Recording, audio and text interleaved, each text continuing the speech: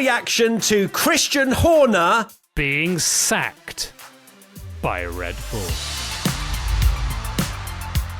Christian Horner has been sacked by Red Bull. He is gone. Lauren Mekies is taking his place. Tommy, this is big news that I did not see coming, especially just randomly in the middle of the season. On a random Wednesday, yeah. How are you feeling after this, Mr. Max Verstappen fan? I'm in shock. I thought this, Christian Horner's been under a huge amount of pressure this last year and a half. Of course, I felt like if they were going to do it, it would have been done around the time that all the controversy happened. But of course, he dug his heels in, which we'll talk about. And stayed for a while longer. Things have obviously got worse and worse for Red Bull, of course. And now we've spoken many times about the downfall of Red Bull, the performance, the driver situation, everything going on, all the personnel leaving. And now, Christian Horner to leave. He's been there since the very start. Red Bull Racing have had no other team principal than Christian Horner, their entire existence, and he's gone. Okay, so a statement from Red Bull I am seeing here from BBC is that Christian Horner has been sacked by Red Bull after 20 years as team principal. Lauren Mekies has been promoted from Racing Bulls to replace him as CEO. So not a lot of information to come from this, Tommy. Just very much it's happened, cutthroat, done. It is mad to think, right, that only 2023 Red Bull nearly won everything, nearly every single race. Yeah. And now the team principal that was in charge of that is now gone.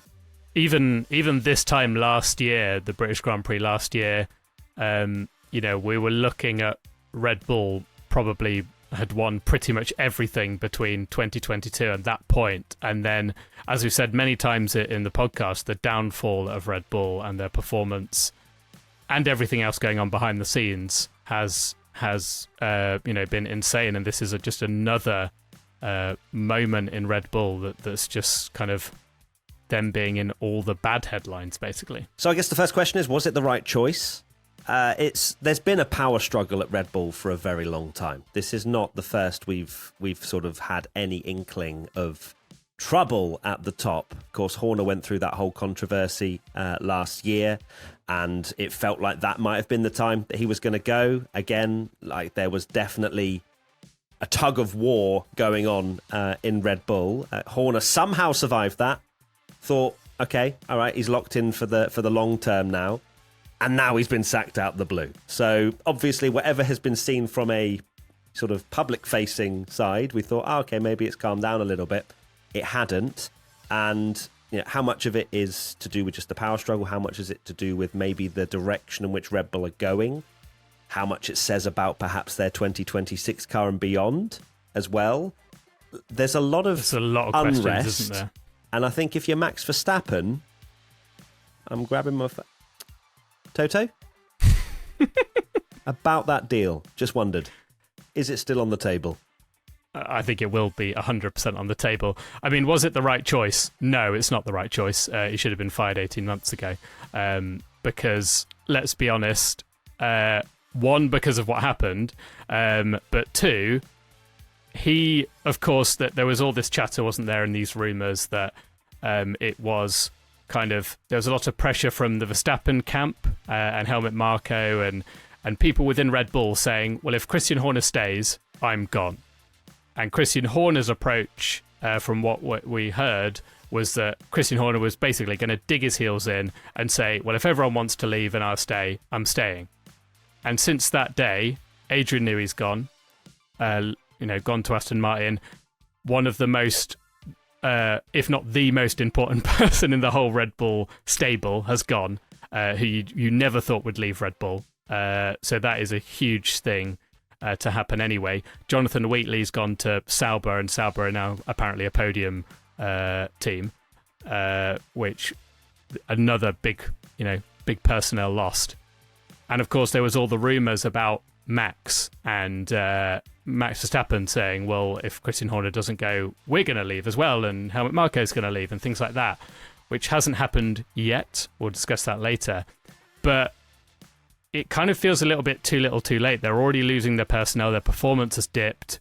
I say dipped, dropped, and it kind of does feel a little bit too little, too late, because they've lost such key people, and maybe they're about to lose the best driver the team's ever had. So, well, yes, whether the two will be linked, we don't know yet. But what we do know is obviously what's been put in front of us, and it's such a strange thing to have just been popped out of the blue, isn't it? A question from P1 Patreon member TVR Driver: why not wait until the summer break? I don't know. It feels like, and obviously this is very much just speculation and what we think's maybe gone down. It feels like whatever they've been trying to do, or a loophole that they've been trying to find to get Christian Horner out, they've finally found it and gone, press the big red button, the trapdoor has been opened, you are gone. At the same time, there is a couple of weeks, obviously, break, and then or technically 3 weeks, isn't it, between the races? So perhaps they saw that as a midpoint of the season. It's not really much different to the summer break, which is only one more week, I think, than what we're currently experiencing. But maybe, Tommy, I'm going to float this one out. Perhaps Max Verstappen. All the chatter was about Max Verstappen's performance clause. What about a Christian Horner performance clause? Very true. Yeah, Max has dumped the loud pedal to make sure he doesn't score many points. Boom. No, see you later, Christian. I know you're joking, but I know a lot of people mention that. I don't believe for a second that they're ever going to throw points away like Max Verstappen or anything to make things happen. But you do wonder if Christian Horner had some kind of performance clause. It does seem interesting timing that it's happened right in the middle of the season at the exact midpoint, of course, after the British Grand Prix. Maybe there was something... or they've just tried to work out how they could get rid of him, because of course it seemed very much like they wanted to. We've mentioned this a few times, but there was a big power struggle, wasn't there, at Red Bull after Dietrich Mateschitz died, and it kind of split off into two camps, where you've got the kind of original creator of Red Bull, that's the Thailand side, and then Dietrich Mateschitz Austrian side with his son, and it seemed like the Thailand side was very pro-Horner, the Austrian side was very against Horner, and it was, a complete mess. And there's no surprise that the team has struggled when there's all this controversy going on as well. But I guess they had an opportunity to do it, and they couldn't wait any longer, and they think it's time to make a change. Now, it'd be interesting to see if Lauren Meckies, as the new CEO, is that a permanent change or just a kind of step up, then we'll sort it out later? Because you think a team like Red Bull, having won so many championships, even if they are on this downward trajectory, that they'd probably want a huge name to replace Christian Horner, you'd think. Yeah, I agree with that one. I think that Lauren Meckies... No, he's with been the doing a greatest good of job respect, of racing bulls, yeah, for sure. But does he have that high profile, I don't know, heavyweight nature to him right now? No, but perhaps he's been just training this whole time to eventually take over at Red Bull.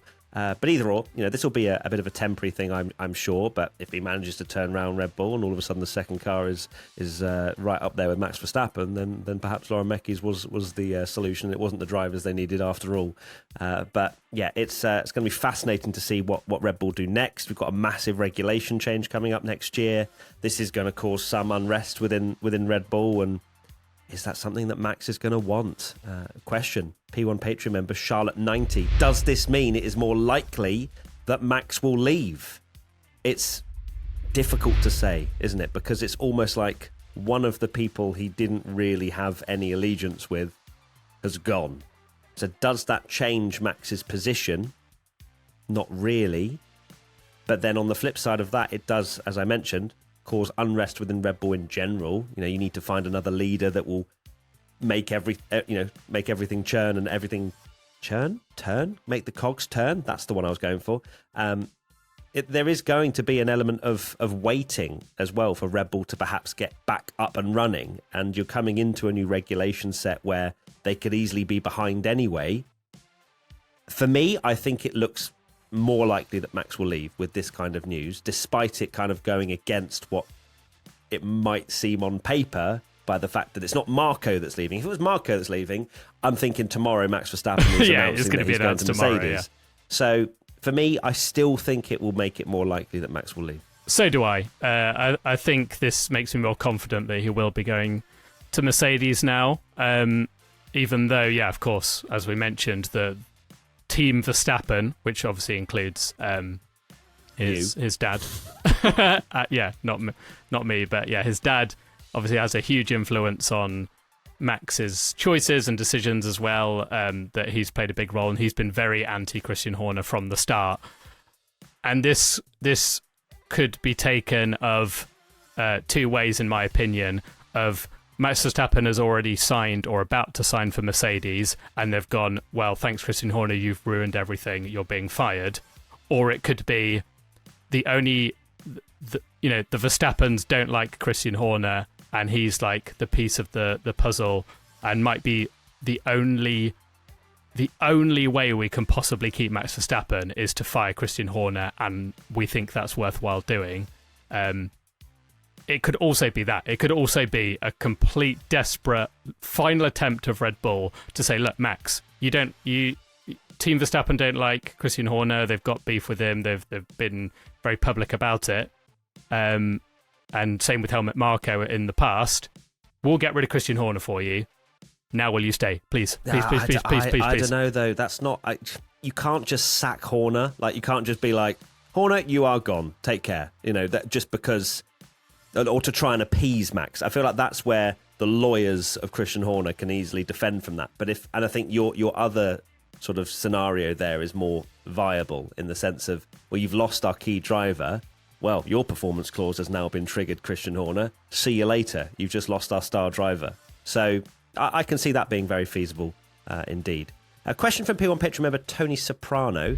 Will Horner get the credit for all he achieved at Red Bull, or will the last 18 months ultimately overshadow it? I mean, his image has taken a beating. Quite rightly as well, with everything that went on. So in terms of recent memory, yeah, I think for sure it's... that will be what lasts in a lot of people's minds, is the turmoil that went on. He did achieve a lot with Red Bull, it has to be said, and of course the history books will remember that. But will he be seen as lovingly and as affectionately as perhaps he would have wanted as he was staying at Red Bull for so long? I don't think so. No, it's obviously a very sour, but you could easily argue a deserved end to his kind of time at Red Bull. He will go down statistically as one of the most successful team principals in the sport, that he, of course, won those championships, and then after the Mercedes dominance brought them back to more championships. And obviously the team principal is a huge part of that team, and it depends how much, you'll never know. You can never put like a exact thing on it. But you do kind of question that all these key personnel and team members leaving, and you look at the performance, kind of suggests that while Horner has done a good job as team principal, it's not like he held everything together, because clearly Newey leaving, Jonathan Wheatley leaving has ripped that team apart, and look how they're doing. So yeah, in the record books he'll go, but unfortunately for him, but fairly, this is going to be a huge shadow. Certainly is. A question for P1 Patreon member Glush. Do you think Max had any influence in the Horner sacking? I don't think so. I just don't see that as Max's personality. I think that it's more of a Jos thing, perhaps still in the Verstappen camp. But yeah, Max, we know him as a person, is just fully dedicated to racing. He wants the best car possible.